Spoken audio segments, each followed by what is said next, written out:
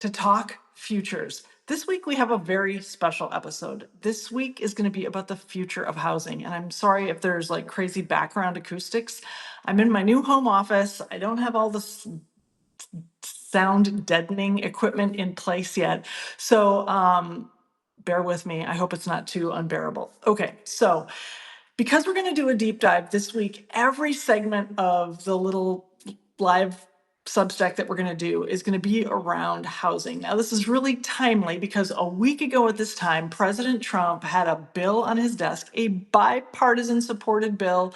I have to go way back in my time machine to find the last time there was a bill that had this much bipartisan support.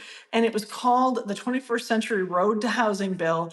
And the headline is that he refused to sign it. But if you look deeper inside the bill, there are some really good things in this bill. And I thought this would be a good launching off point for our time together today. So every time we have Futures Friday, I start with a thank you, a merci, a shout out to somebody. And this week, my shout out goes to a PhD candidate, Benjamin. Maybe his parents call him Benny, Benjamin Kulyard at the University of Toronto. He is a PhD candidate in economics, and he's written a paper that I'm going to refer to in a little bit called Build, Baby, Build. And he's done some research on the impact of building or not building different kinds of homes and how that impacts your communities. And it's worth mentioning because it even surprised me. So let's just zoom out for just a second and talk about the housing crisis. The facts are we need about 7 million homes in the United States. That's just to meet current demand. 7 million homes. And a lot of us talk about the missing middle housing. So if you think about housing on a spectrum, on one end of the spectrum, you have single family homes. We all know what those are. There's one home intended to house one family on one lot size. And on the very far end, other end of the spectrum, are apartments, right? Where it's like one structure, but lots and lots and lots of families and households live in that one structure. Well, between rental housing or between apartments and single family housing, we're missing the middle. So the middle are things like we just moved into a condominium, right? Or townhomes. The Washington Post did a huge story earlier this year, like, are townhomes the answer? Because townhomes share a roof, but they also have backyards. So they have some of the good stuff about living in a single family home, but they're less expensive to buy. So they're more family friendly for new households, people who are just moving in together or just starting their families. Also in this missing middle are things that are like retail on the bottom, housing up above. So I live in Madison, Wisconsin. Willie Street and the Willie Street neighborhood has got a lot of these, right? Storefronts with people who live on the second, third, maybe even the fourth floors. And then there's mixed residential, right? Where you might have like a bigger unit, and then there are a bunch of smaller units. It's not like a cookie cutter. A lot of different options for this missing middle housing. And many people have said this is what America is missing, is the missing middle. And as some of you know, I did a forecast for the next 10 years called the 10 by 10, 10 trends for the next 10 years. And one of the things that I called out was housing and the future of housing.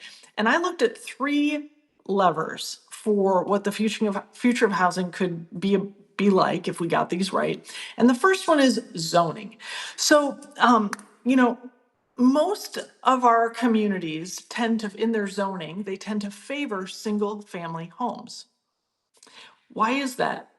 I don't know. I think it's because of the American dream of a family living on its own lot with a picket fence and a dog running around in the yard, and there's a swing set out there. But if you look at the demographics of America, we're having all different kinds of family configurations. We've got the baby boomers who are getting older. Those kinds of single family homes are too much for them to keep up. So we have to rethink zoning. So Houston has done this.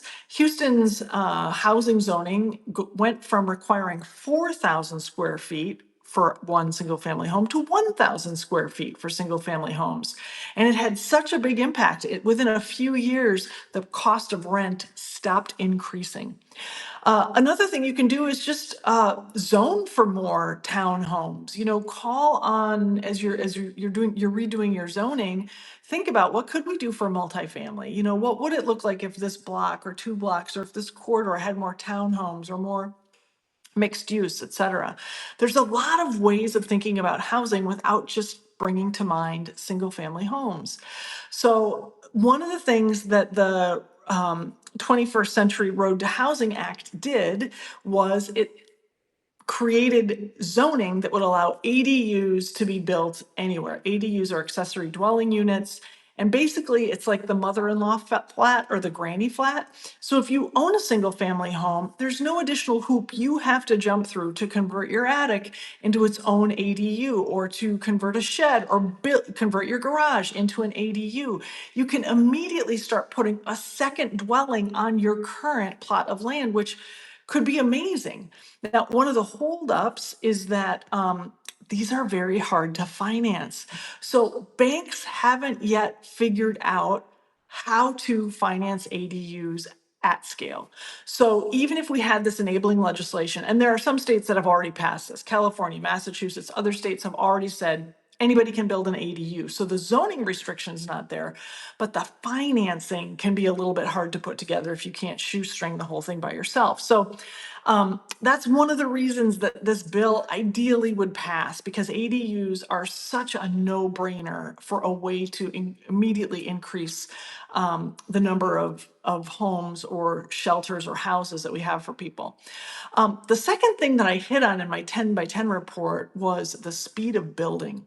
Now, this is something that a lot of people don't talk about. We think, oh, we need to change our zoning, we need to change our financing, some of the things I just talked about, but we don't look at the amazing shortage of skilled labor. So after the Great Recession, when a lot of people's homes lost value and homes were being foreclosed on, that really was the start of America having a critical housing shortage, because we realized that we weren't financing these in a responsible way. And because housing just kind of stopped during the recession, a lot of people left the construction trades. Maybe they were making a great living, but they're like, you know what, I'm going to do something else because this is not a stable job. And the things I loved about it, are no longer true. And so right now, July 3rd, 2026, we have a shortage of 349,000 people just in construction trades. These are net job openings. Half of them are from people retiring. I was just talking to the general contractor who's been helping us with our place, and he said, "Hey, my guy who does painting is getting older, and he's probably going to get out of the trade, and I got to find a replacement for him." So this is happening as baby boomers age and leave all of their jobs, but we have a lot of them who have worked in construction trades for years and years, and they are now retiring, and we don't have enough people ready to backfill for them. So that's not only a huge workforce opportunity, but it is one of the things that is a bottleneck on housing supply. So zoning and speed of building were two of the levers that I talked about. Now, when I talk about speed of building, I'm not just talking about traditional stick-built housing. I'm also talking about flat pack housing, 3D printed housing. There are all kinds of new players, new entrants in this market. This is a white hot market. So when we were at the Transforming Local Government conference, we hosted Ben Thiebaud, who's at Azure Printed Homes. It's out of California originally. Now they have an expansion in Colorado. They're planning another expansion in North Carolina. But the idea is these prefabbed homes can be built offsite somewhere. So they could be built in Colorado and then shipped to your location. They don't have to rely on local labor to build the whole thing from the ground up. So you can eliminate more waste if you build at a manufacturing facility. You can have higher quality insurance, higher quality standards that you can nationalize. There are a lot of pluses of investing in 3D printed flat pack or offsite manufactured homes. And that's another thing that this bill, the 21st Century Road to Housing bill, was going to do, was going to make manufactured homes, give some incentives to manufactured homes, and increase the ability to finance manufactured homes because it is a very cost-friendly, low low waste way to build homes quickly. So to overcome that speed of building. And then Icon out of Texas, ICON, 3D printed homes. They have recently trademarked their Titan 3D printer. So they're going to be selling this 3D printer so that you too can bring it to your location and print your home. And Wells Fargo announced a partnership in May of financing for 3D printed homes. So the manufacturing of homes and the financing of homes is starting to catch up to the demand, but the shortage of 7 million homes is real. Now, I want to talk a little bit about my hero that I mentioned at the beginning of the hour, Benjamin Kulyard, currently PhD candidate at the University of Toronto in economics. He's written a paper called Build, Baby, Build, and he had a shocking insight, which once I tell you, you're going to be like, that's not really shocking, but it totally got my attention. Here was his insight. I've got to read this. Building 3 or more bedroom homes, could be a single family house, could be an apartment, any kind of home, but if it has 3 or more bedrooms, the impact that this has on fertility is there are 2.3 times, not percentage, times more births in your community when you have 3+ bedroom homes. And the comparison, so if that's the result, there has to be a denominator, right? So let's say you put $1 million into housing and you do a million, or let's say you do 2 million, to put $1 million into 1-bedroom homes and you put $1 million into 3+ bedroom homes. All things being equal, putting money into those 3-bedroom homes is going to increase your fertility rate 2.3 times. Why does this matter? Well, as a futurist, I'm constantly thinking about future generations, right? And we want to have a replacement rate of births per household. We don't have that right now. The United States has a replacement rate of you need a replacement rate of 2.1 births per household, and the United States has slid beneath that. So anything that's going to get us above that is going to help us as a country. It's going to help us fund Social Security. It's going to help with the graying of the workforce. There are all kinds of benefits to having younger people being born in the country, working in the country, being producers in the country. And the idea that housing not only can be a cure for this extreme shortage of housing, but it could also help us with our fertility and our replacement rates is amazing. So today's merci goes to Dr. Benjamin Kulyard from the University of Toronto, and I'll put a link to the PDF of this paper. It's a little bit hard to find in the notes to today's Substack. So this is what I've been working on. I've been thinking a lot about how the 21st century road to housing bill is needed. I've been thinking a lot about the kinds of new opportunities it opens up. You know, it decreases the zoning problems, it helps with some of the financing, it gets some of the corporate buyers of homes out of the market. There's a lot of things that are great in this bill, and I'm really proud of our US representatives on a bipartisan level for getting it to the president's desk. And my fingers are crossed that President Trump will either sign it or either will ignore it, and after 10 days, then it will automatically go into law. This is a thing that we should be celebrating on the 4th of July weekend. So that's it for the special edition. I always try to end with try this at home, one try this at home. And my try this at home this week it's related to housing. It is to think about housing as a cure. So, and specifically a cure for loneliness. So if you live in a community with neighbors, when was the last time you were neighborly?